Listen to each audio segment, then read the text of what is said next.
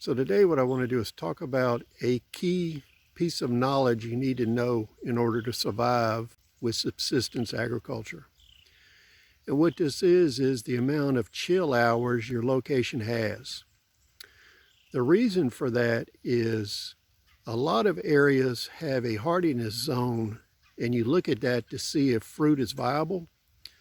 But the second piece of information you need to know is how many chill hours you have in your area.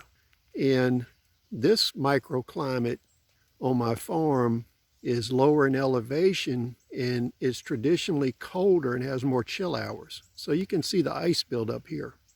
Later in the video, we'll move about 50 foot higher in elevation into an area where there's actually much warmer and has lower chilling hours. So what you need to know is you need to go either look up online or go to your local USDA agriculture center and talk to your local county agent and see how many chilling hours you have in your area. Because fruit trees need a certain amount of chill hours in order to develop blooms and fruit. You can be in the correct hardiness zone for a fruit tree but get no fruit at all because you don't have enough chill hours to develop the blooms and blossoms that are necessary to put fruit out. So your trees will be very healthy, the blooms will be brilliant, but you won't develop any fruit, or you may not develop any blooms. So the number of chill hours in incorporation with the hardiness zone tells you which you can and cannot grow to produce food as far as fruit goes. Now, in my area, what I do is I have remote thermometers in different areas.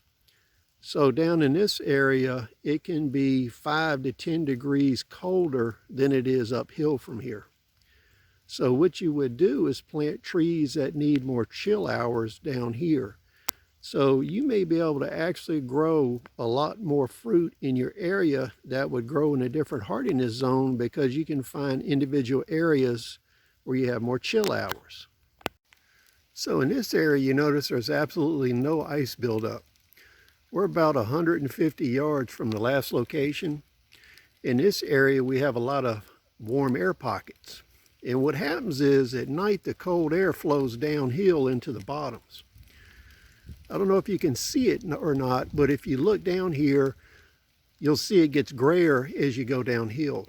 And probably 60 to 70 feet from us, the trees are all iced up down in that bottom.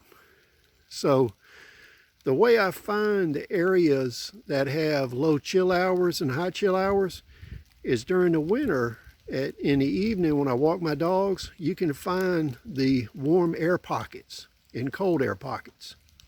When you're walking your dogs or you're just walking and getting exercise and you walk around your farm, when you go up and down these hills or up these ridges, you can find pockets of warm air that are 10 or 12 or 20 degrees warmer at night because that cold air will flow downhill at night.